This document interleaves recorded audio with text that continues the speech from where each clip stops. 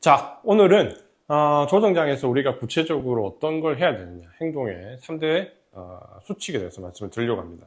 그동안 시장이 어느 구간에 있고 어느 위치에 있고 지금 이제 우리가 시장을 어떻게 바라봐야 되는지에 대해서 많은 인사이트적인 발언을 많이 드렸는데, 그 중간중간에 이렇게 해야 된다 저렇게 해야 된다라는 말씀을 드렸는데, 이걸 이제 구체적으로 많이 문의를 하십니다. 그러니까 전략에 대해서 많이 말씀을 드리다 보니까 뒤에 말씀드렸던 행동에 대한 부분이 조금 묻혔던 것 같아요. 여기에 대해서 질문을 많이 하셔서 오늘은 시장 상황은 이렇는데 행동을 어떻게 해야 되는가에 대해서 구체적으로 말씀드리려고 합니다. 그러니까 조정이 오면 물론 시장이 굉장히 강한 추세장에서는 무시할 수 있는 아주 얕은 조정도 있죠. 그러니까 이번처럼 좀 깊은 조정도 있습니다. 근데 조정에 대한 대응은 저는 이제 여기 적혀 있는 대로 일단 세 가지라고 봅니다. 그러니까 조정에 대한 대응은 분할로 어느 정도 청산을 하는 것과, 그 다음에 내가 물려있는 종목을 주도주로 교체 매매하는 것, 그리고 조금 더 능동적으로 간다라면 우리가 흔히 이제 인버스라고 하는 ETF, 인버스 ETF를 통해서 해지를 하는 것. 그러니까 이 세 가지라고 저는 보거든요. 조정의 강도에 따라서 해야 될 부분이 분명히 있습니다. 먼저 이 분할 대응인데, 특히 지금처럼 변동성이 워낙 큰 장에서는 고점에서 매도하고 저점에서 매수하는 건 불가능합니다. 그렇죠? 그러니까 전체 다 매도를 했는데 그 다음날 급등을 해버린다든지, 보유를 하고 있고 매도를 하지 않았는데 급락을 한다든지, 뭔가 한 번에 다 대응을 하려고 하면 욕심이죠. 지금은 그런 장이 아닙니다. 그러니까 지금에서 만약에 대응할 수 있는 부분은, 예를 들면 내가 삼성전자를 10%를 보유를 하고 있다. 근데 조정장 직전에는 분명히 시장이 급등했던 좋았던 구간일 거잖아요. 그럼 이 부분을 예를 들어서 15% 정도로 모멘텀과 관련해서 좀 더 매수를 했다라고 하면, 조정이 온다라고 생각이 들면 여기서 다시 10%로 낮춰야 되겠죠. 그러니까 모멘텀으로 들어갔던 이 5%에 대해서 분할을 통해서 낮춰줘야 될 거고, 시장이 더 나빠진다라고 하면 원래 보유했던 10%에서 7% 정도로 30% 정도 더 매도를 할 수 있겠죠. 그러니까 한 3분의 1 정도는 시장이 좋으면 좀 더 넣을 수 있고, 3분의 1 정도는 시장이 나쁘면 좀 더 덜어낼 수 있죠. 그러니까 조정은 기본적으로 3분의 1 정도의 물량을 움직이는 겁니다. 만약에 추세 전환으로 되면 당연히 3분의 2 이상을 덜어내야 되겠죠. 그러니까 이런 부분에서 본다라고 하면 분할 대응이 지금은 3분의 1 정도는 언제든지 들어가야 된다. 다만 시장에 대한 리스크가 개별 종목에 대한 리스크가 아니다라는 전제하는 거죠. 예를 들면 삼성전자 이번에 실적 발표했지만 실적이 나쁘지 않아요. 펀더멘털 나쁘지 않고, 다만 여기에 대한 우려감은 시장에 대한 반응인 거죠. 그러니까 그럴 경우 분할 대응은 개별 종목에 대한 악재가 아닐 경우에 충분히 3분의 1 정도만 넣고 3분의 1만 덜어내고, 그러면 이걸 조금 더 얘기한다면 우리가 기술적으로 볼 때 이 격이 좀 벌어지면 줄일 수도 있는 거죠. 차익실현을 할 수도 있는 거고, 이 격이 조정을 받아서 좁혀지면 다시 3분의 1 정도 추가 진입을 할 수 있는 거죠. 그렇게 덜어내고 3분의 1 정도 들어가고 나가고를 해야, 예를 든다면 하이닉스를 10만 원에 샀다고 해도 지금까지 갖고 올 수 있는 거죠.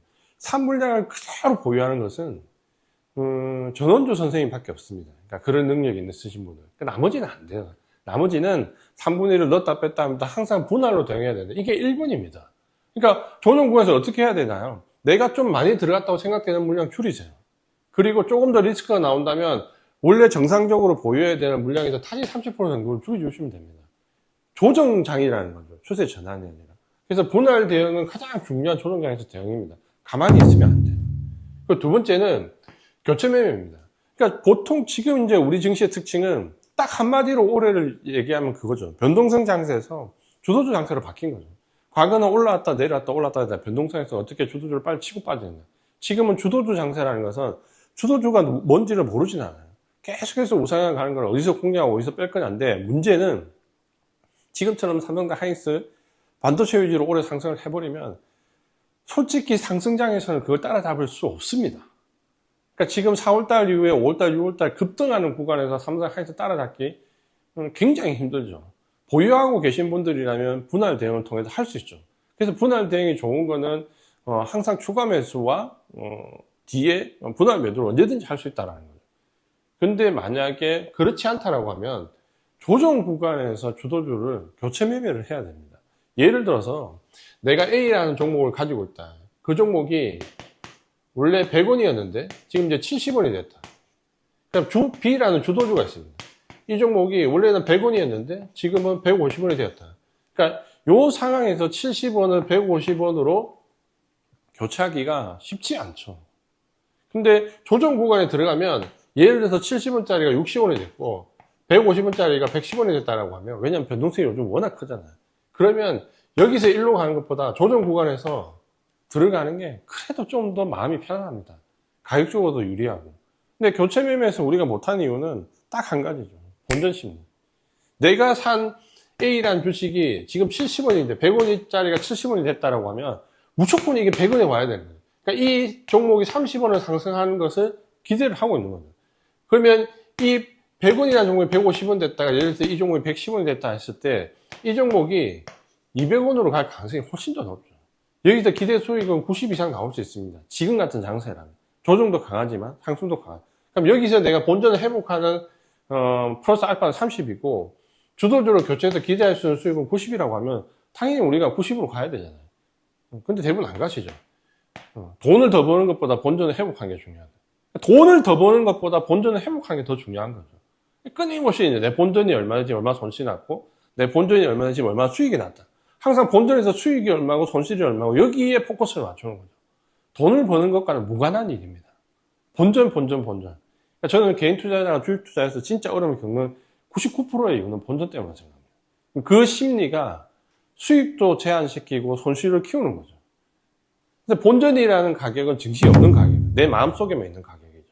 나의 상상 속에만 있는 가격이고 내 본전은 시장에서 아무도 중요하게 생각하지 않습니다. 그렇죠? 이럴 때 교체 매매를 해야 됩니다. 이게 가장 중요합니다. 상승할 때 못 따라잡았으면 조정 구간에서 따라잡아야 됩니다. 근데 주도주의 특징은 뭡니까? 조정 구간에서 상승도 강하게 아니면 조정을 더 받는 거죠. 겁나죠.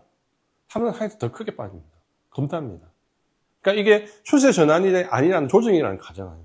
오늘은 조정에서의 대응이니까 더 겁나는 거죠. 왜냐하면 주도주는 조정장에서 덜 빠지는 게 주도주가 아닙니다. 왜냐하면 롱숏 청산을 해서 조정장에서 올라가는 거는 비주도주입니다. 그럼 조정에 더 빠지거든요. 그래서 교체 매매를 해야 됩니다. 그때 못하면 상승장에서는 기회가 없죠. 또 날아가니까. 그러니까 하락장에서는 더 빠지니까 겁이 나서 못하는 거고 상승장에서 날아가니까 못하는 거니까 계속 못하는 거죠. 근데 더 빠질 때 더 싸게 잡아야 되는 거예요. 교체 매매는 우리가 개인 투자자가 외국인 투자자보다 유일한 방법입니다. 유일한 방법. 왜냐하면 우리가 리밸런싱이라고 하는 외국인 투자자들은 그 포지션을 맞출 때 수익 난 걸 팔아야 돼요. 손실 난 걸 메꿔야 됩니다. 그럼 반대로 가야 되거든요. 수익 난 거를 길게 가져야 되고 손실 난 걸 잘라야 되는데 그때는 외국인 패시브자면 그걸 못 하잖아요. 우리는 할 수 있잖아요. 그러니까 조정장에서는 반드시 교체 매매를 해야지만 조정도 조정이지만 방어를 하고 난 다음에 공격을 했을 때 상승장이 왔을 때 뭔가 희망을 가질 수 있고 손실을 극복할 수 있는 부분이 커버가 됩니다. 그러니까 우리가 하는 게 그래서 승률 싸움이 아니고 손익비 싸움입니다. 손실은 어쩔 수 없이 납니다. 누구도 이걸 막을 수가 없어요. 방어를 하고 비중을 줄이고 해치를 걸어도 손실은 납니다. 대신에 상승 구간에 들어갈 때 수익이 이것보다 더 나야 되는 거죠. 그래서 교체 매매가 가장 중요한 전략입니다. 그리고 세 번째는 해치인데 저는 이것도 이제 개인 투자자분들이 좀 해야 된다고 생각합니다. 과거에 해치는 외국인의 기관의 전유물이기 때문에 우리가 할 수는 없어. 그러니까 오로지 인버스는 하방 배팅을 생각하고 일확천금을 노리고 들어가는 거죠. 그게 아니라 지금 같은 구간에서 인버스를 하는 거죠. 내 주식이 예를 들어서 삼성전자가 10이 있다. 10%를 가지고 있다. 시장에서 보면 삼성전자에 뭔가 리스크는 없다. 단지 시장이 여기에 대해서 우려감을 내서 시장에 의해서 내려간다고 하면 삼성전자를 매도할 이유는 없는 거죠. 근데 시장은 계속 내려가요. 이럴 때 해지를 써서 인버스를 예를 들어서 3% 정도 사준다. 그러면 삼성전자를 7% 보유하고 있는 3% 줄이는 효과가 있겠죠. 근데 이 종목은 문제가 없기 때문에 줄이기가 아깝다라고 하면 해지를 걸어주는 거죠. 이게 왜 차이가 있냐라고 하면 그럼 삼성전자 그냥 3% 팔면 되는 거 아니냐라고 생각할 수 있죠. 하지만 시장은 조정이 끝나고 반등이 들어갈 때 항상 주도주는 여기서 강한 반등이 나옵니다. 내가 삼성전자를 여기서 매도했다는 거죠. 3%를. 그러면 여기서 올라올 때 3% 사면 되는데 이때는 급등이 오는 거예요. 못 사는 거죠. 그럼 매도만 하고 내려갈 때 매도만 하고 올라올 때 매수를 못 합니다. 왜냐하면 정확한 지점을 절대 저점을 잡을 수 없거든요. 그럼 시장 리스크에 의한 부분은 해지로 커버를 하는 게 맞죠. 그래서 내가 삼성전자를 3% 팔고 싶으면 여기서 삼성전자를 팔지 말고 인버스를 그 금액만큼 3%만큼 사주는 거죠. 그럼 시장이 오를 때 좀 늦어도 해지는 풀 수 있습니다. 시장이 상승을 들어올 때. 그러니까 해지로 쓴다라고 하면 순수하게 거래를 할 수 있죠. 하지만 올라갈 때 삼성전자 수익내고 내려갈 때 인버스 수익내고 이런 마음을 가지니까 못하는 거죠. 그건 불가능하거든요. 그걸 정확하게 알 수 있다라고 하면 누가 상승 하락해서 손실 있는 사람이 누가 있겠습니까? 그러니까 결국은 해지라는 것은 주도주를 문제가 없는 상황에서 시장에 의해서 내려갈 때는 해지를 걸어줄 수 있다. 그러면 우리 개인 투자자가 조정 구간에서 할 수 있는 것은 이 세 가지입니다. 가장 핵심적인 것은. 비중을 어느 정도 드러내고 드러내는 분할 대응은 반드시 필요하다.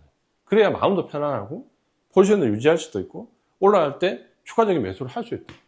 그 다음 내가 비주도주를 가지고 있다면 조정 구간에서 이때 교체 매매를 해야 돼요. 교체 매매는 현금을 하는 확정이 아닙니다. 내가 가지고 있는 비주도주를 주도주로 옮겨서 상승 구간에서 기대를 한번 해보는 겁니다. 그럼 지금 조정 받을 때 예를 들어서 지금 화장품을 들어갔다. 조정 받을 때 화장품 올랐잖아요. 그러면 시장이 예를 들어서 더 꺾여 내려간다고 하면 화장품인데 견디겠습니까? 내려가겠죠. 우리가 기대하는 거는 조정 이후에 시장이 올라가는 거잖아요. 그럼 시장이 올라간다라고 했을 때 예를 들어 지금은 시장이 조정을 받지만 시장이 상승권 들어간다고 했을 때 화장품이 반도체보다 상승률이 클 것 같습니까?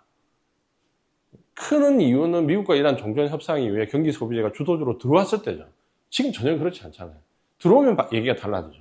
근데 그렇지 않다라고 하면 당연히 조정 구간에서 화장품이 강했다라고 한들 상승 구간에 들어가면 반도체가 더 강합니다.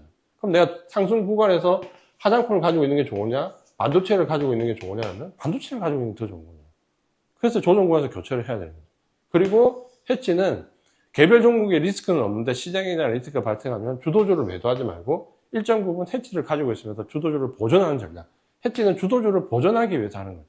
그래서 이 세 가지가 실질적으로 조정 구간에서 우리가 할 수 있는 부분이고, 제가 그동안 시장에 대해서 이렇게 하고 삼성전자 하이닉스 좋습니다 말했을 때 그럼 삼성전자 하이닉스를 그대로 보유해서 그대로 가져가냐? 아닙니다.